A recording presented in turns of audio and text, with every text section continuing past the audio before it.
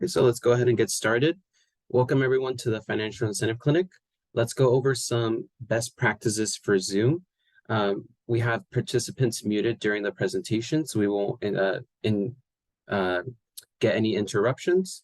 And then this meeting is going to be recorded, so you can leave your camera on or off. And then please put any questions that you have during the presentation into the chat, and we'll look at those after the presentation, and we'll get to answer them at the end. And then I like to start off by introducing myself. My name is Irvin Rivero, and I'm an e-mobility associate here at Actera as part of our GoEV program. And we also have Jackie, who's the beneficial electrification manager. And then we're also joined by Sonia Marwood, who is a volunteer with Actera for many years now. And here is a brief introduction to Actera and who we are. We're a nonprofit organization based in Palo Alto. We have a mission to bring people together to create local solutions for a healthier planet. And our organization was formed in 1970 on the first Earth Day. And our focus is in addressing climate change while advancing equity. And we serve the 9 counties of the San Francisco Bay Area. And our objective for tonight is to inspire, inform, and support residents who are on a tight budget so they can be able to afford an electric vehicle. And so here's going to be the agenda for tonight. And we'll start off by talking about the benefits of driving electric vehicles, and then we'll get into the incentives that can help make an electric vehicle more affordable. And then we'll post the short survey where you can be entered into a raffle for a Target gift card. And then we'll get into the free consultations that you can request to get extra one-on-one help. And then at the end, we'll do the question and answer session. And I'd like to introduce and thank our sponsors. We're sponsored tonight by Peninsula Clean Energy and the Bay Area Air Management District.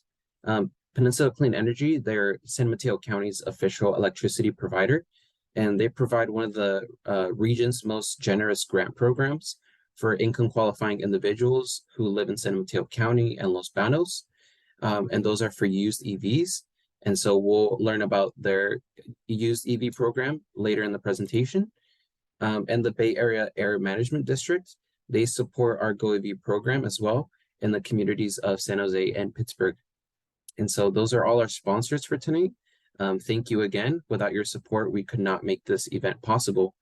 And so now let's go into learning about the benefits of switching to driving electric. All right, so we're going to look at the types of vehicles that you must purchase. And so the vehicles that you must purchase is a plug-in hybrid. So this type of vehicle still uses gasoline, but it can switch between using gas or electricity. And so for this type of vehicle, you would still need to recharge the battery with an electricity source. You can use a normal 120-volt outlet or a level 2 charger if you have those installed in your house. And you can also use public chargers to recharge the battery. And these cars typically have around 20 to 40 miles of electric range, and then they'll switch over to using the rest in gasoline, which is like more than 300 miles in gas range. And then next we have the 100% electric, and this is powered by an electric motor, and it uses the energy stored in its rechargeable batteries. And you're going to recharge those with an electricity source like a 120-volt outlet, a level 2 charger if you have those in your house, or you can find them in public as well, or the DC fast chargers, which you'll find those in the public as well. And then purchasing this type of electric vehicle for some of the programs is going to give you the most amount of money. Sometimes when you buy plug-in hybrids, they will give you like around $300 less if you buy a plug-in hybrid. We'll get into those details later, but how are you going to decide which type of vehicle is right for you, if it's the 100% electric or the plug-in hybrid? And you can ask yourself some questions to determine it. First question is, do you have an outlet in your garage that you can charge? Do you have a parking spot that has an easy accessible outlet? Does your workplace provide EV charging? Yes or no? The second question is, do you drive less than 50 miles per day? Yes or no?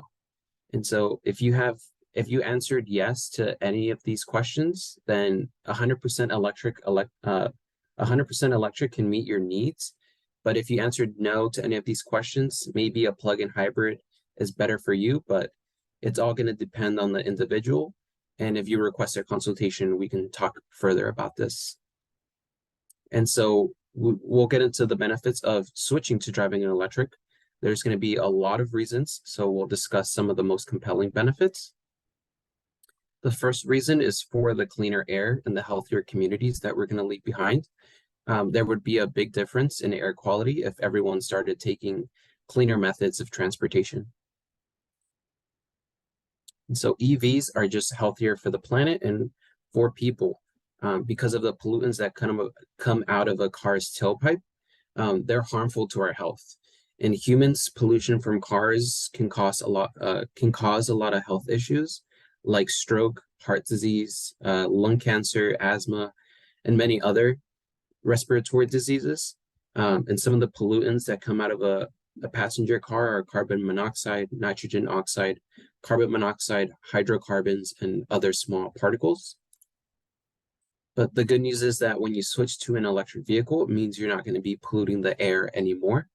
There is also less carbon emissions tied to owning an electric vehicle than a gas car.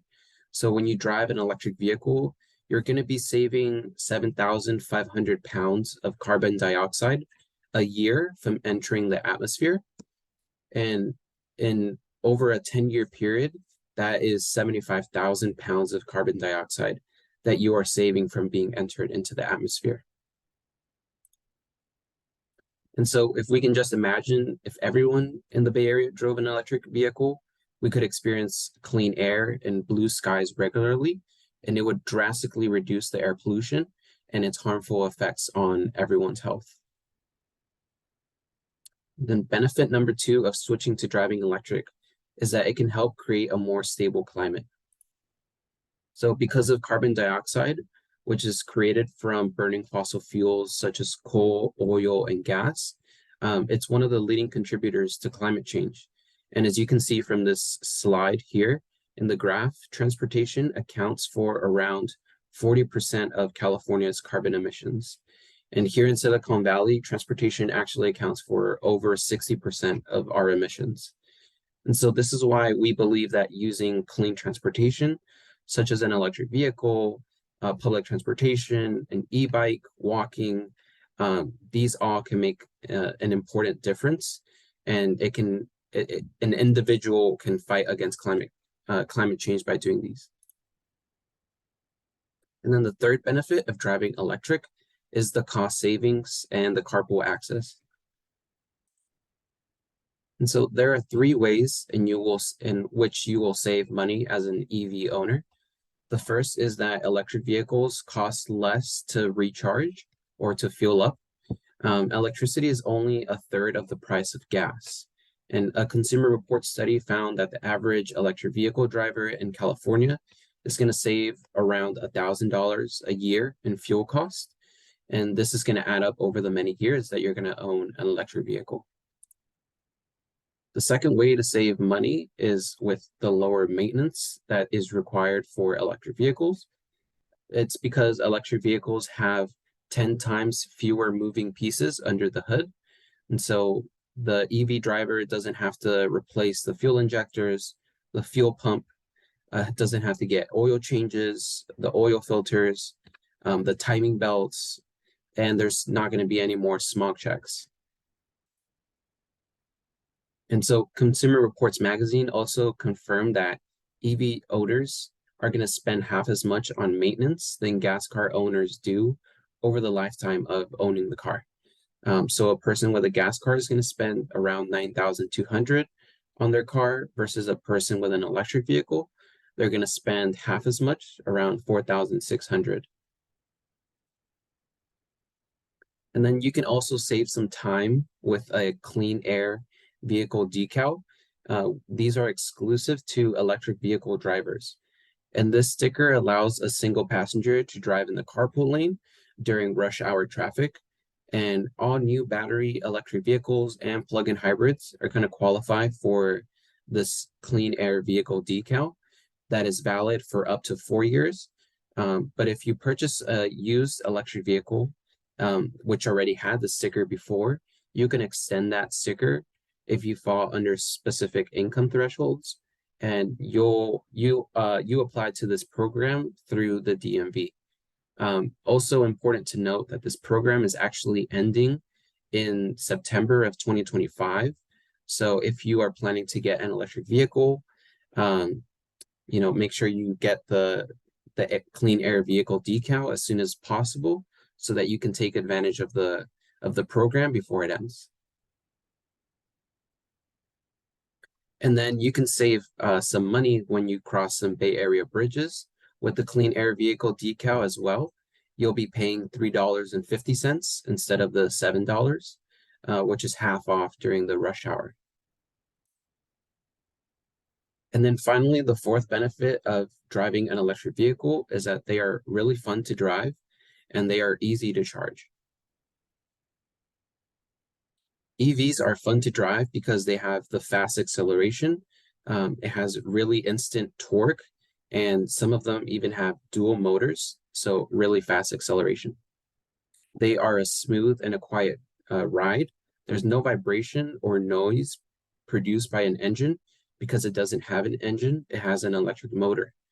And so to be able to find out for yourself just how fun they are to drive, you can go to any dealership in your neighborhood and ask for a test drive of any electric vehicle.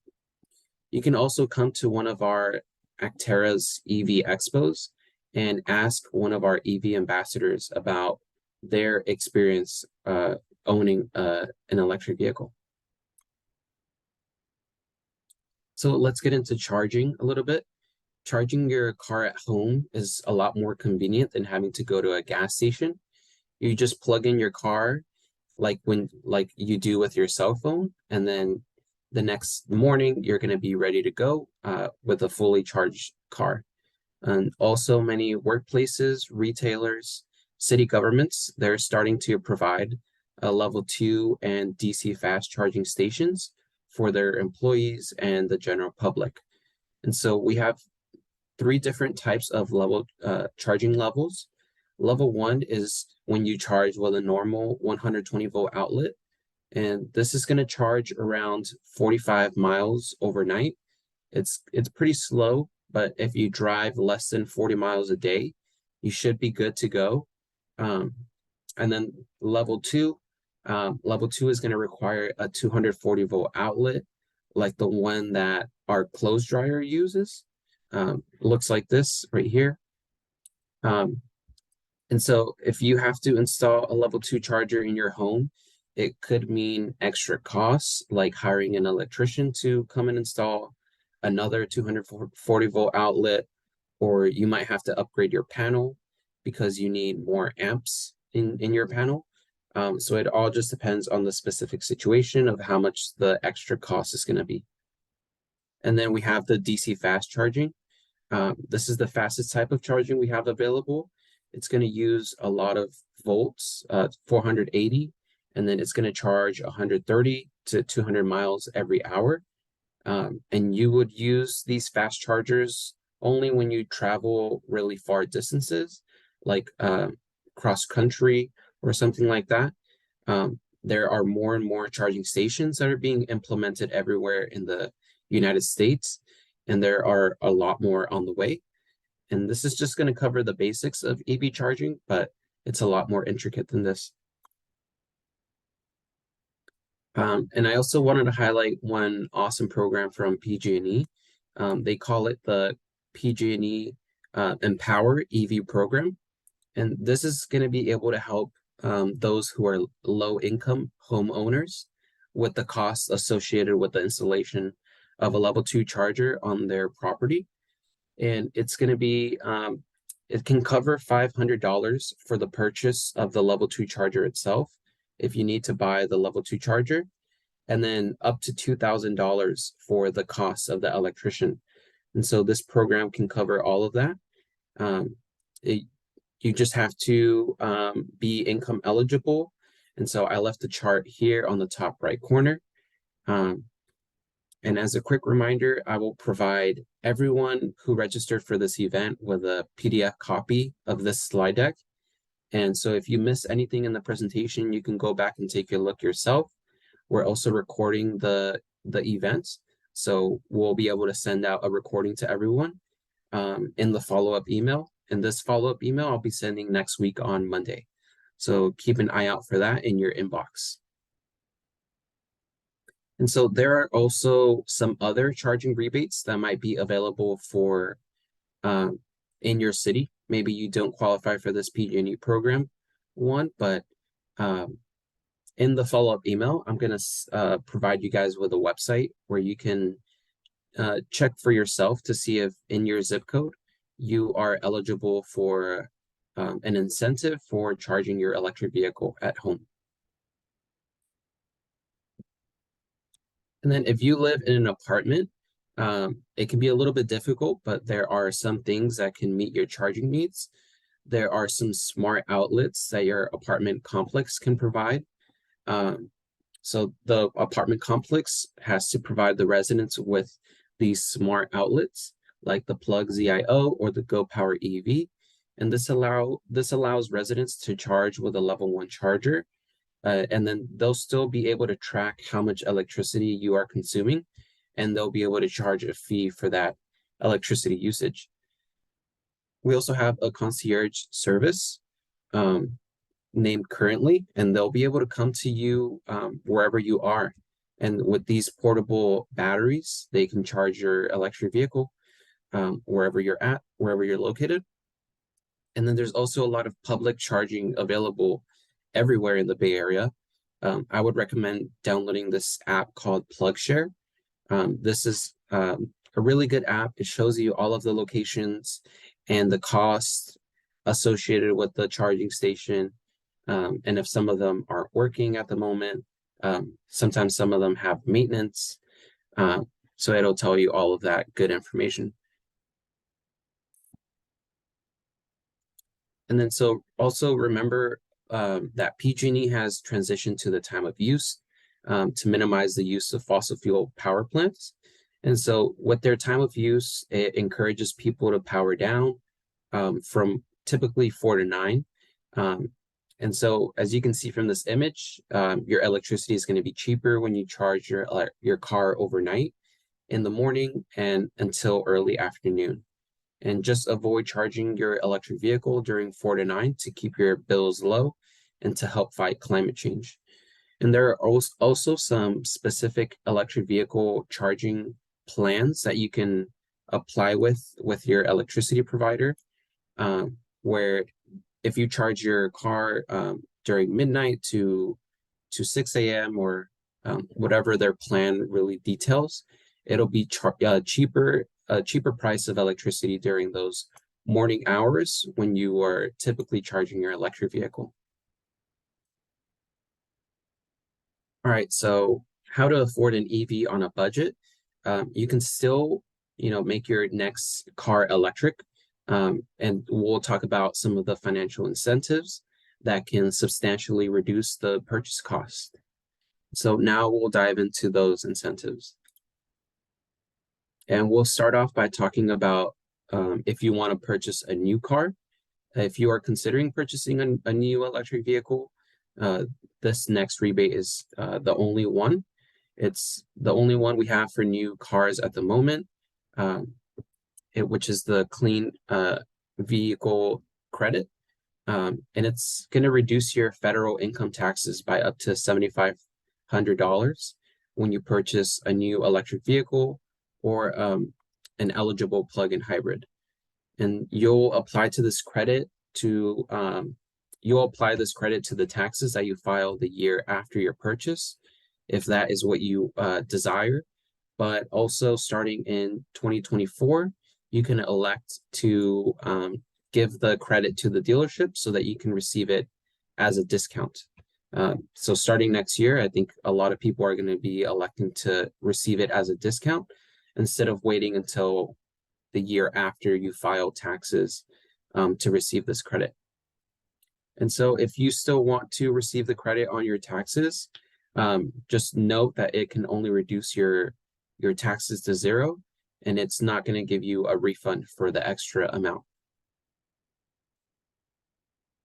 And so to be able to receive this tax credit when you purchase a new electric vehicle, there are some restrictions, like your income cannot be more than 150,000 if you are a single filer, and 225,000 for head of household filing, 300,000 for joint filers.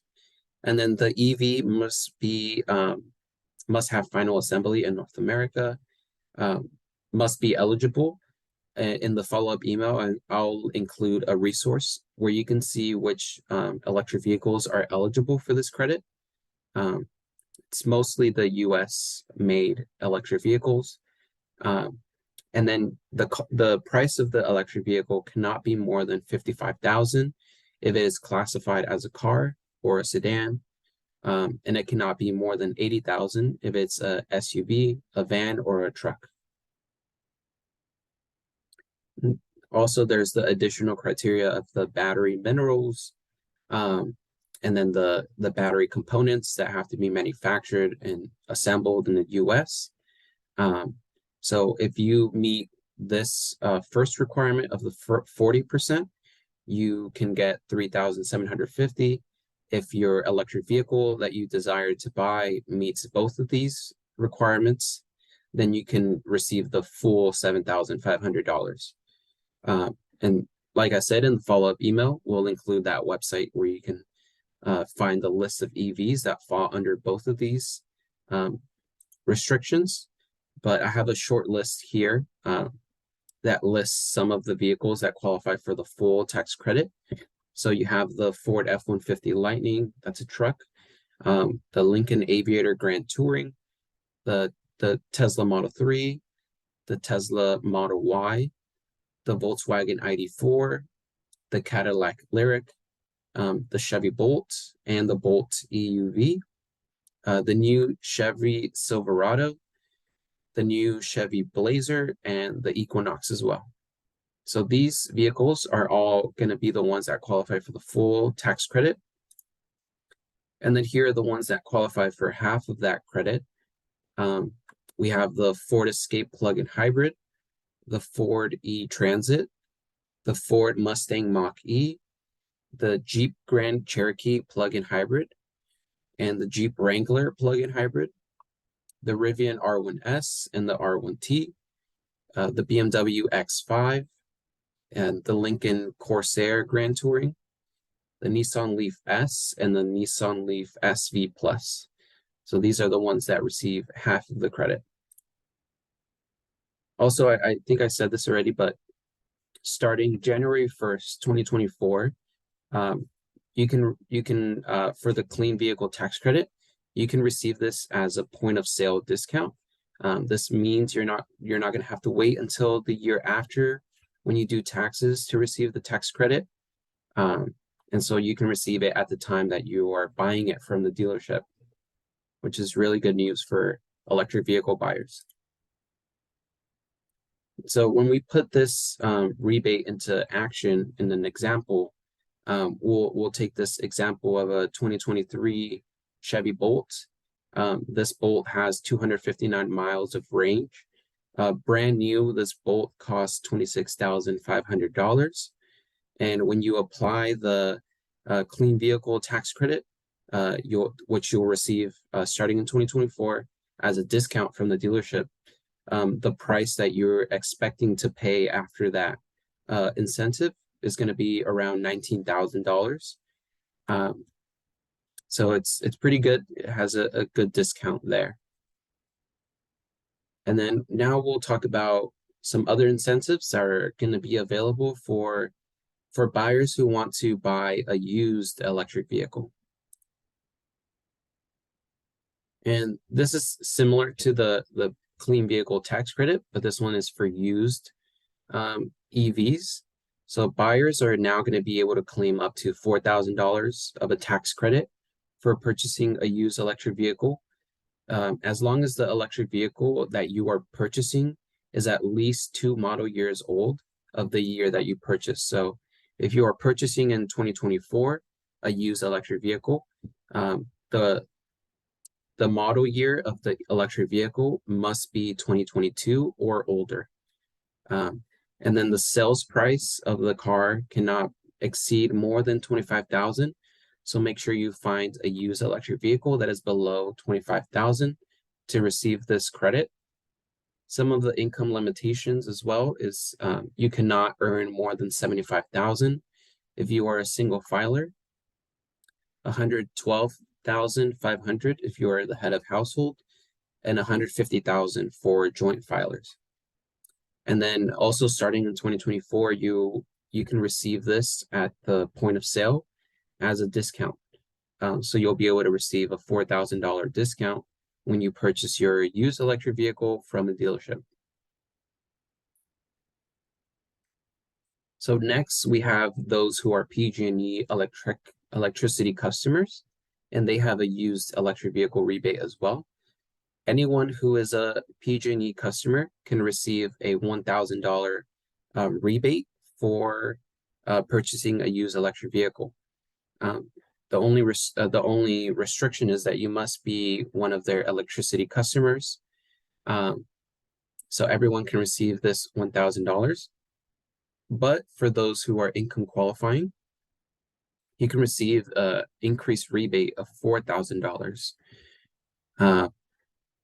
And so this rebate is from PG&E, and it's going to help people who want to buy a less expensive used electric vehicle. All right, so Peninsula Clean Energy, they are a public agency that provides clean energy at lower rates. It's a benefit for living in San Mateo County or the city of Los Banos.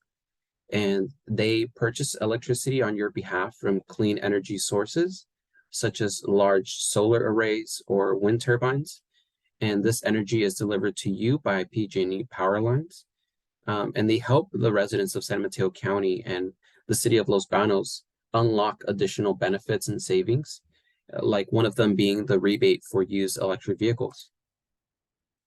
So if you live in San Mateo County or the city of Los Banos and you income qualify under this table, if your household size is a single person, you must earn less than 58,320, and so on and so forth. So if you have if you are a husband or a wife and you have a family of 4 with your dependents and you guys earn less than 120,000, you are going to be qualifying for this program. I saw a question come through that says, how much is the income limitation for the PG&E used EV rebate? And it's going to be the same one that is on this chart as well. For the previous PG&E used EV rebate for the income qualifying, it is all falling under the category of 400% of the federal poverty level. So this is 400% of the federal poverty level. I'll be sending the slides later on, so you guys can look at this again.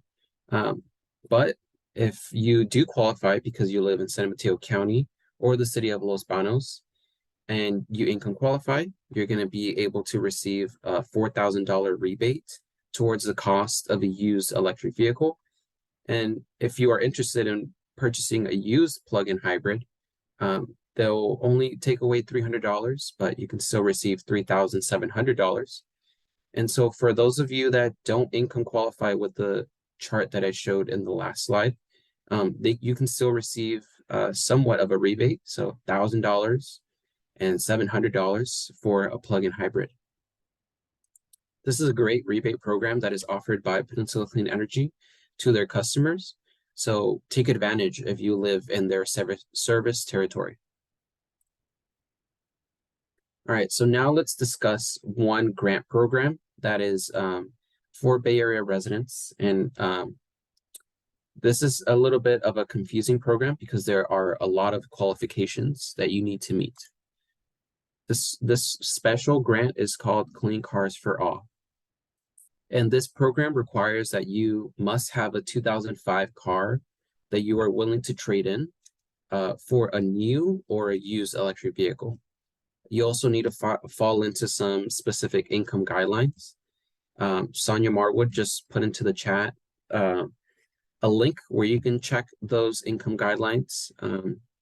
And then there's also the zip code. So you have to live in a disadvantaged community to be able to receive this grant. So there's three qualifications. There's the 2005 car or older that you want to trade in. There's the income guidelines, and then there's the living in a disadvantaged community.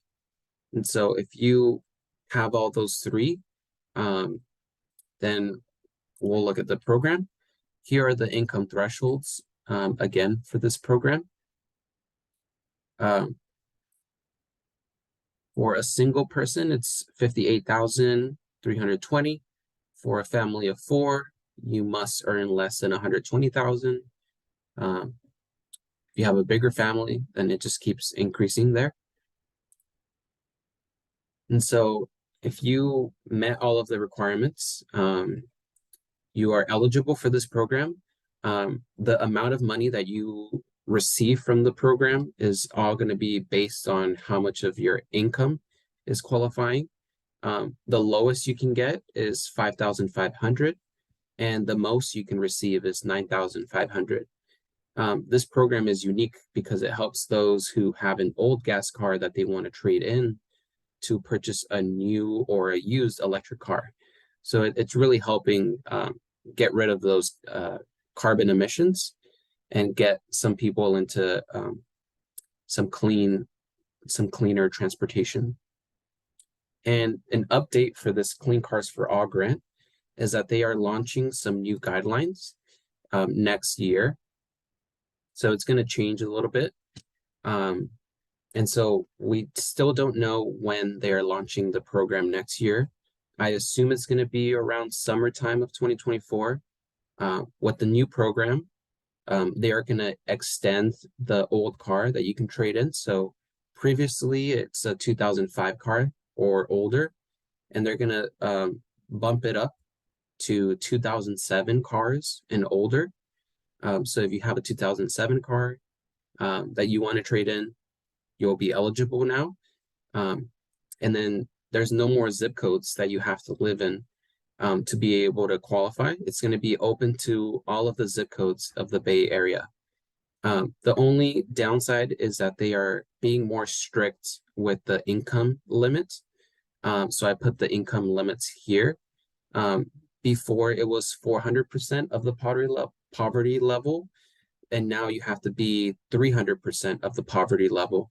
300% is this table here. So for a single person, you must earn less than 43,470 a year. For a family of 5, you must earn less than 105,420 a year. So they are changing in that way, but they are also increasing the rebate amount that you can get. So if you qualify with this mid grants, you can get 7,000. If you qualify for the bigger grant, you'll be able to receive more money, so $12,000. This is some good news for people who have been waiting. Some people have a 2007 car and they weren't able to apply to this program because of the 2005 limit. And so they will be changing this program sometime next year. All right, now let's look at another example of how much someone can save when they combine some of these grants that we just discussed. We have the 2019 Chevy Bolt here. It's a used EV, has the Premier package, and this is typically going to be found at a cost starting around $17,000. It's a great electric vehicle for the price. It has a really good range of 238 miles. And let's say this person can combine all 3 of these grants. So when you combine all 3 from the Clean Cars for All grant, the PG&E used EV rebate, and then the Peninsula Clean Energy rebate, you're getting a lot of discount. So a discount of $13,500. And so you can get this 2019 used Chevy Bolt for around $4,000, less than $4,000. Something that I didn't include in this example is the used federal tax credit, the one that we discussed, that is another $4,000. So potentially you can receive this car if you qualify for all three programs, basically for free. So I know a lot of people don't qualify for the Peninsula Clean Energy or the Clean Cars for All, but this is an example. So if you income qualify, this is a great example for those who do live in that service territory of how much you can expect to pay when you qualify for all three. And these all three programs can be combined with each other.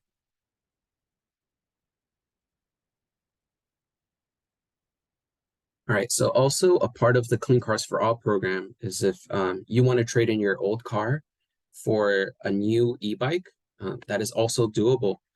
Electric bikes are a cleaner form of transportation, and they are just becoming more popular in recent years. Qualifying Bay Area residents are going to be able to retire their old 2005 car for a $7,500 grant to purchase a new electric bike.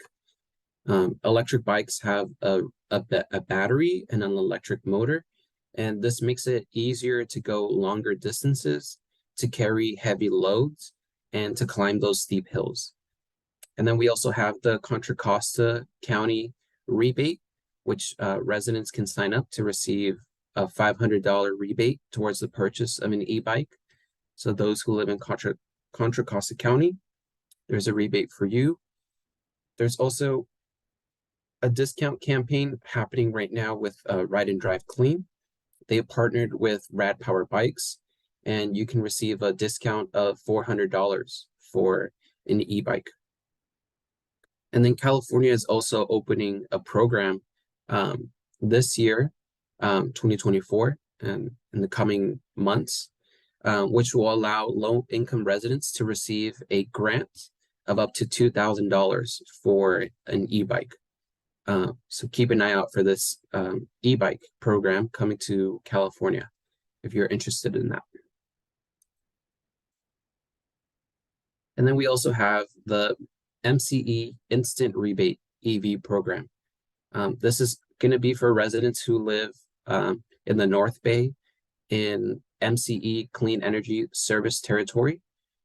So if you live in one of these North or East Bay cities or counties like Contra Costa County, Marin County, Napa County, and Solano County, pay attention because this program is for you.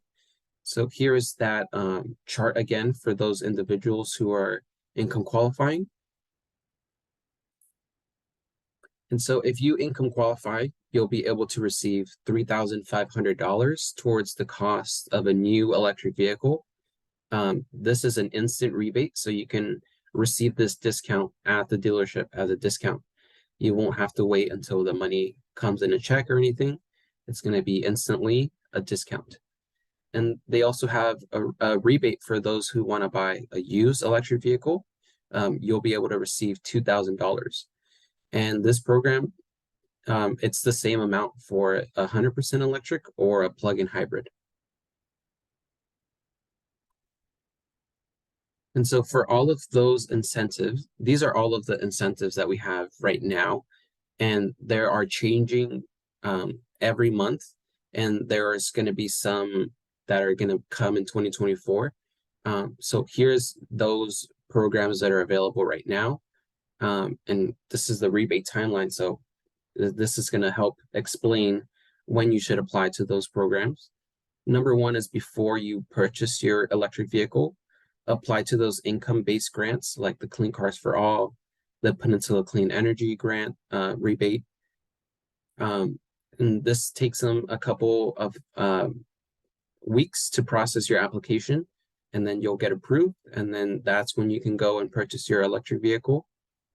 Number two is after you purchase your electric vehicle, you'll be able to apply to the PG&E used EV rebate, and then get your carpool sticker as well.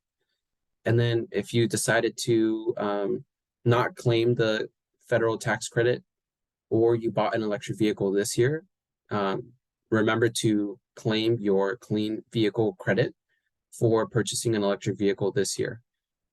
Also in 2024, you won't have to wait until this step. You'll just receive it at the dealership as a discount. And so one of the next steps that everyone can take is to request a free consultation with one of Actera's EV coaches, and they'll be able to help you identify which rebate programs that you qualify for. And we create a personalized action plan. So we give you steps on the steps that you need to take to receive your incentive, and we'll help you along the way with any questions. And you'll be able to request this free consultation with the link that Sonia has posted in the chat. If you don't want to request a consultation right now, it's also going to be in the follow-up email. And here's an example of someone who Actera has helped get an electric vehicle.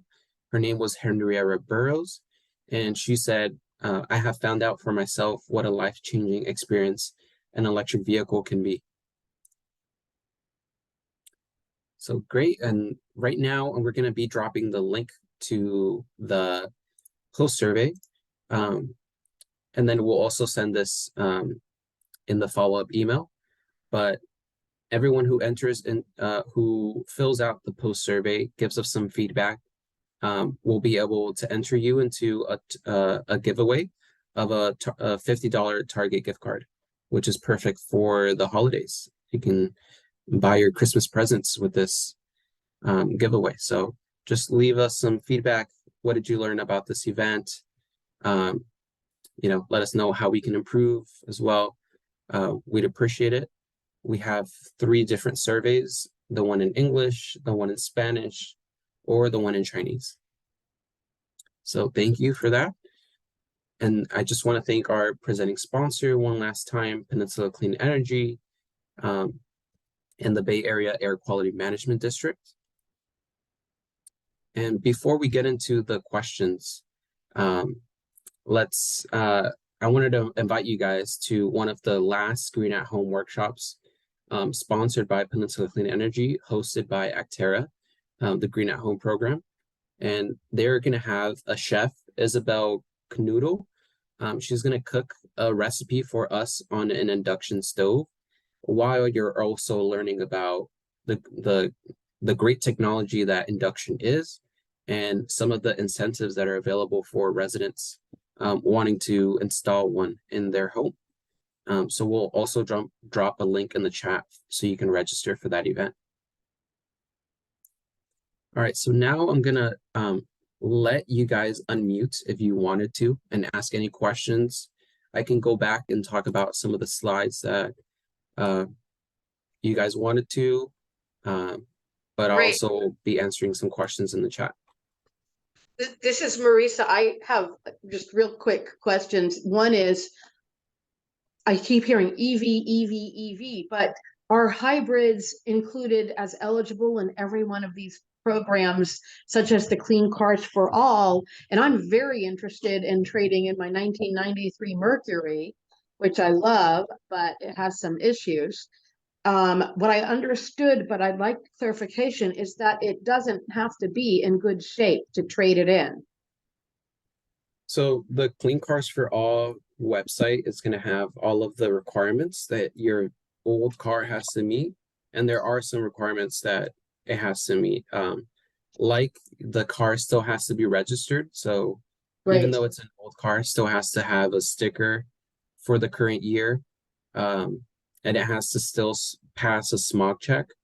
And so I can I'll be emailing the programs in the follow-up email, and you can look at those requirements. But for the question of if a plug-in hybrid can also qualify for these programs, yes, a lot of these programs are going to be able, so you can get the plug-in hybrid, just not the regular hybrid. So there's a difference between plug-in hybrid and regular hybrid.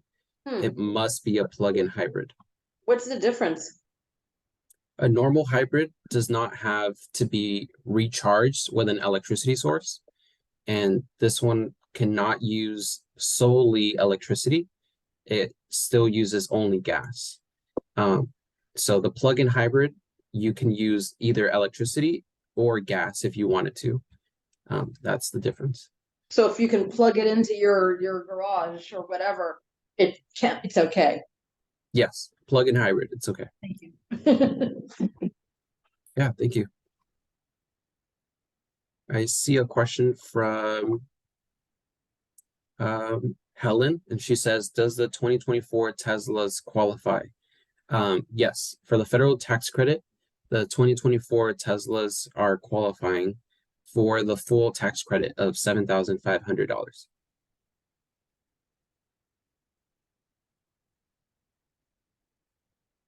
Yeah, Irvin, could I ask, are the California state rebates exhausted for this year for 2023 if we purchase an EV in the month of December?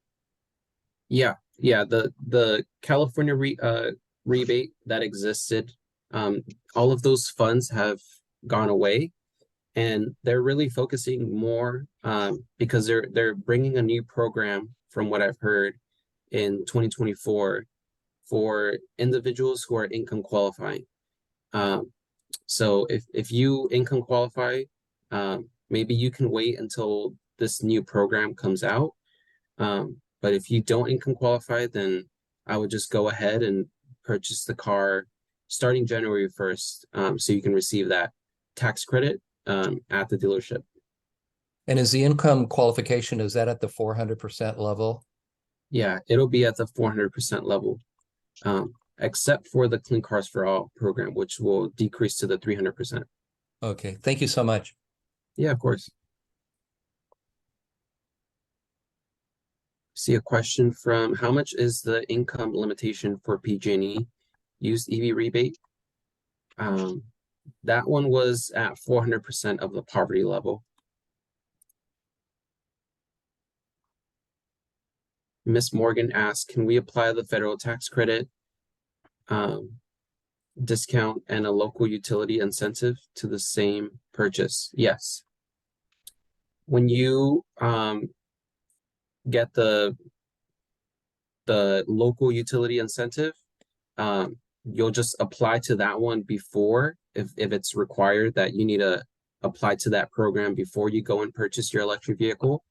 And then you get the acceptance letter from that program, if that's the way it works. And then they'll say you're ready to go and buy your electric vehicle. Then you'll also get the federal tax credit as a discount starting January 1st, 2024. And then those both can be combined. So it decreases the amount that you have to pay.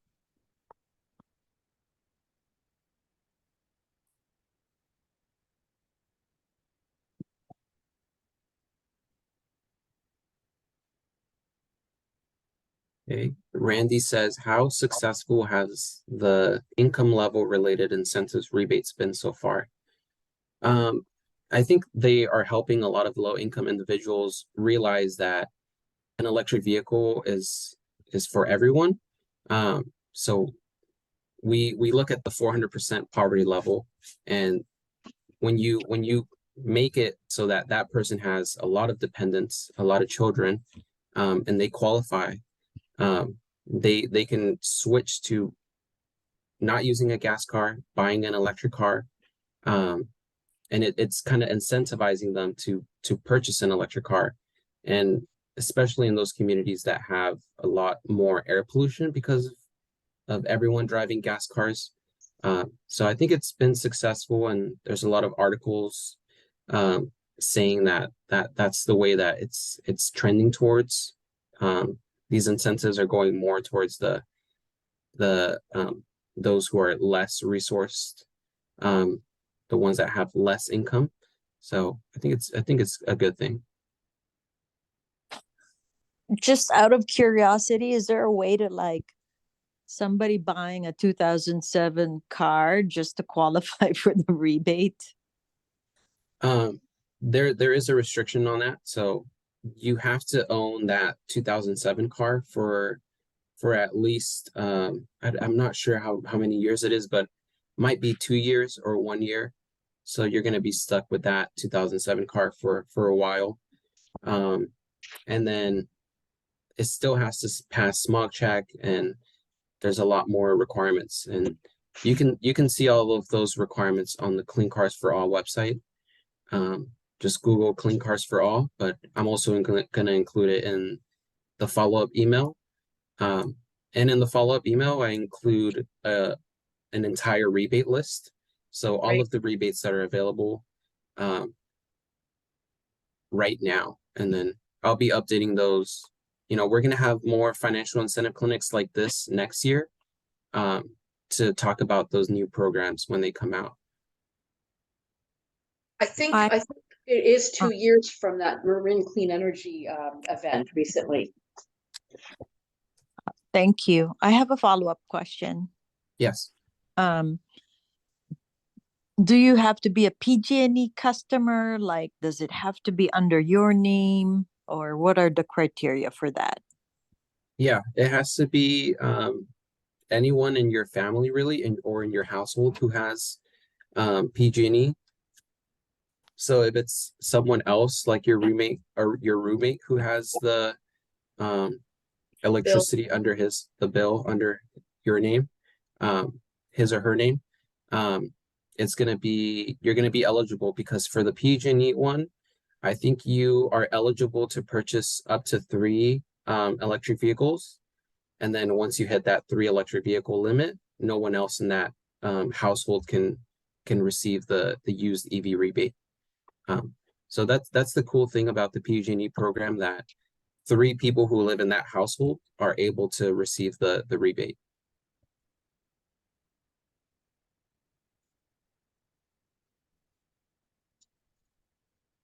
I have a question about the federal credit.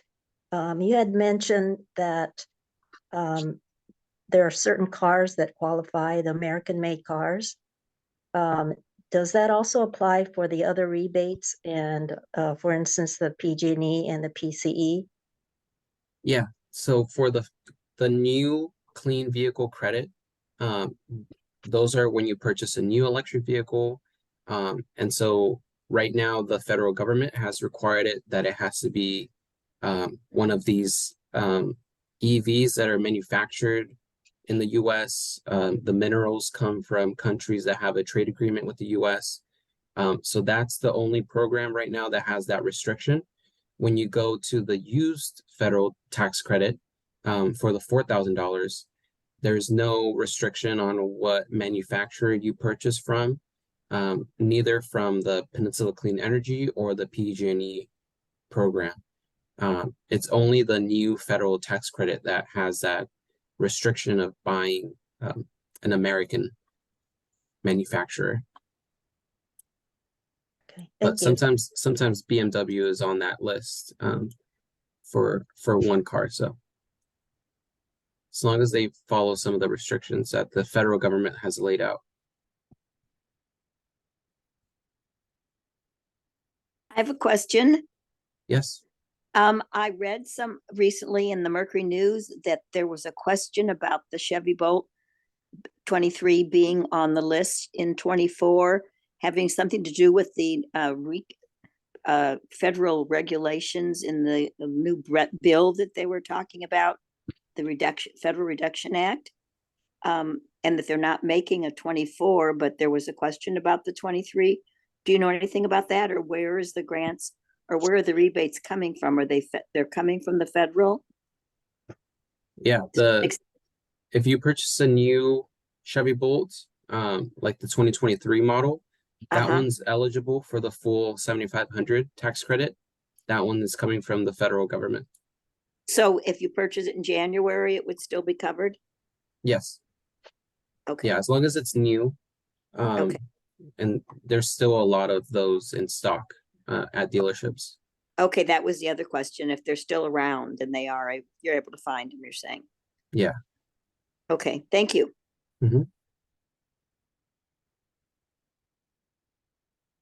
Irvin, could I dovetail on Noah's question? And could you just speak about what the range of costs is? I live in Alameda County for getting a level 2 charger installed. But what are we looking at in terms of just the ranges that you've seen? Yeah, I think it depends on what type of panel changes you need to do if you have the level 2 charger. But if you go to an electricity provider who does a lot of these level 2 installations, the average cost of everything being done for the level 2 is like around $2,500. So it's really an investment. It's like getting a gas station installed in your home. You're going to be able to charge your car every day from there. It charges faster. So it is an investment, and you're not going to have to be going to public chargers anymore. And over the long run, you're going to be saving a lot of money. So it is a big price to pay up front, like $2,500 is the average. It can go lower than that if you don't need the panel upgrades, or it can go higher than that if you have a lot of changes that need to take place. And what's the typical permit fee for the upgrade, for say a full panel upgrade? I think the permit fee is like around $200. But when I say $2,500, that electrician is doing the permit fee in that cost. So $2,500 includes everything that is permit included, level 2 charger included, panel upgrades included. So if you don't need the level 2 install like the 240 volt, you don't need to install it because you already have one, then it'll be a lower cost. Yeah, I appreciate it. Thank you.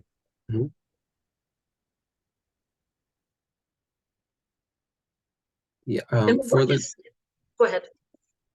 I just wanted to say real quick, I think Lauren is helping me answer some questions. Thank you. The limit of the Clean Cars for All grant is 1 grant per household. Go ahead with a question.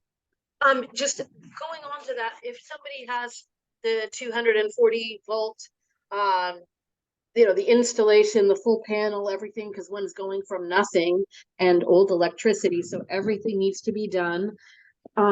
So how long does that typically take to happen? Number one, and number two, what is a typical PG&E monthly charge for electricity, like right now, for that? Because I mean, our electricity, our PG&E bill, gas and electric, has been $700 a month the past couple of months, which is absolutely absurd.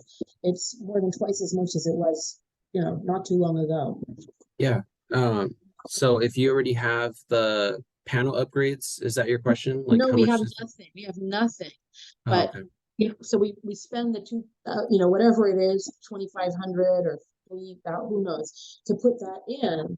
Then we're going to get our electricity bill every month, assuming we're charging every day, because we're driving 80 miles a day, charging overnight, so it's the cheap time to charge it. What would a typical PG&E bill be on just for this part of it? Yeah, so if you need all of the electricity changes, the electrician is going to charge a little bit more than the average. So you could be looking at around $2,500 all the way up to, say, $3,500, the most expensive. Mhm. And then for the PG&E cost, they recommend that you switch over to a electric vehicle charging rate plan. And with those rate plans, you are getting a cheaper price per kilowatt hour of energy that you use when you charge your electric vehicle. And that's also going to change in the afternoon when you use energy as well. It's going to be a different price per kilowatt hour. And so you are going to be seeing, of course, an increase in electricity usage because you are using electricity to charge your car. But if you switch over to one of those EV charging rate plans, then I think it should only be a couple more $100s a month. But keep in mind that the price of electricity is going to be less than the price of gas, especially when Right. you charge at home. And so you're going to still be seeing savings over the long run because you're not going to be putting in gas anymore. So that's something that you can discount from what you're spending. So even with a hybrid, it will, yeah, okay. Well, if you have a plug-in hybrid, I mean, you still are going to be buying gas if you are relying still on that, but But yeah, less. Thank you. less. Mhm.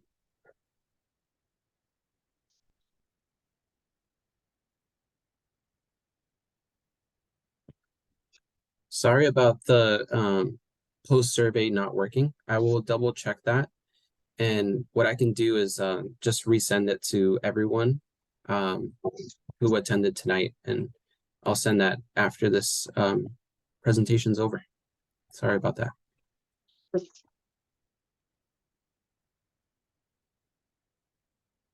We also have some past recordings on our YouTube channel. Our YouTube channel is Planet Actera, and there's a lot of questions about EV charging.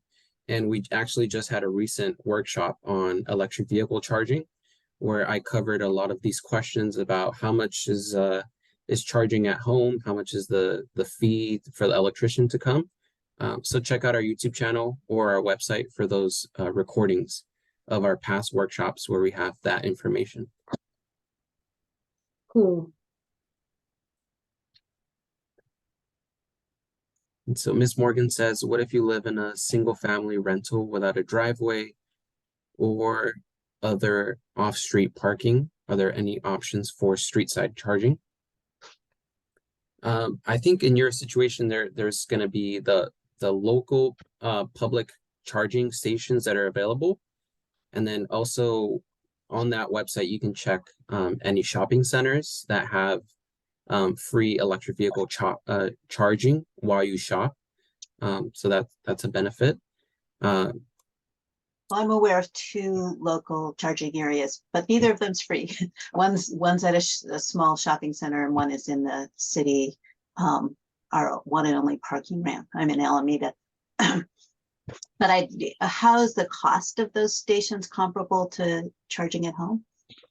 Yeah, it is a little bit of a bump in the price. I think around 5 cents or 10 cents, sometimes even as high as 15 cents more per kilowatt. So it is still going to be around a couple cents less than the price of gas, but a little bit more expensive if you were to charge at home. That is a barrier that a lot of renters face with charging, but it's like Lauren said, it's not regulated. The public charging stations aren't regulated. So it is a downside. Yeah, I was wondering, like, if you go plug in one, you know, they're all over the place. If you leave it plugged in an hour, how much do you just have to spend for that hour? Right, yeah.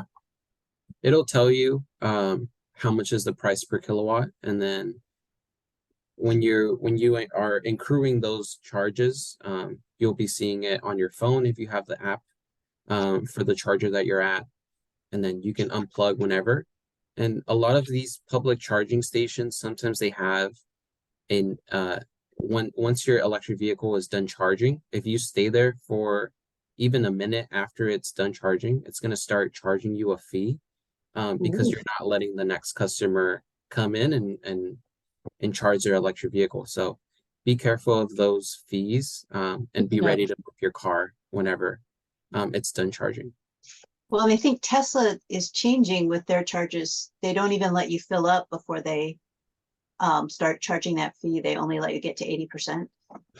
That's what I've been reading. Yeah, 80% is a healthy percentage for your electric vehicle to stay at, because once you start charging more than 80%, it actually harms the health of the electric vehicle battery. So that's why for fast charging, it's recommended to stay at 80%. But okay, so what I'm hearing you say is that maybe if you were doing it home at 120 volts, then that wouldn't be true. Is that so? It's just the fast charging that makes it harmful to charge all the way. Still at home too. you're gonna want to typically stop the charging when it reaches 80-90%. You don't want to be going to 100% because it really harms the health of the battery. And it's just a scientific thing, like all of the molecules in the battery, they're bouncing around, and then once they start filling up, there's less space for the molecules to bounce around, and then they all like, so if you're reaching that 100%, there's going to be no space. And then there's a lot of settings that you can do with your electric vehicle. So like, let's say it's 4 a.m. You're not going to wake up and unplug your electric vehicle at that time. No, There's I'm a not. there's a setting on your car where you can tell it to stop sending electricity to the car. It just disconnects. So you don't have to, do anything, and it just stops charging your car at a certain percentage. So it's smart technologies that your electric vehicles are going to have. It really helps with charging at home. I did have that question when you showed that chart of reduced rates between, midnight and 6. I'm like, what? You have to stay up till midnight to plug your car in? No. Okay, good.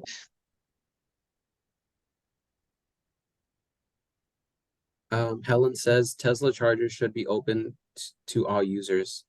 And that's actually something that is going to happen in the future. Chevy and Ford have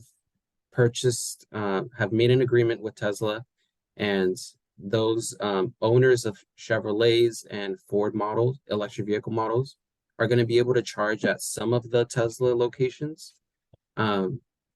So if you own a Chevy Bolt, congratulations, you can charge at Tesla chargers in the future. Not all of them, but some of them. All right, I think we are almost done here. If you have any other questions, please email me at irvin.rivero@actera.org. I think I said that right.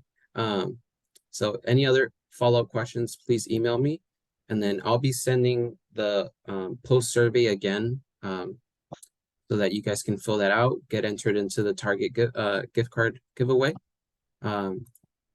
So yeah. And Yes, when go you're ahead. doing the slides, are you also going to email the comments? Because the chat has a lot of good links in there. Yeah, in the follow-up email, we'll be sending all of the resources, the YouTube recording, the Beautiful. slide deck, just a lot of good resources in there. And then you can also request a consultation from the follow-up email. Thank you for this excellent work on everybody's part. Great, thank you. Glad it helped. All right, thank you, everybody. Have a thanks, good Irvin. night. Look forward to my email in a couple minutes. Thank you But- again for everything. Super helpful. Thank you. All right, Thank you. everyone, take care. Have a good night. Bye, you too. Thank you, Oscar. Thank you, Carissa.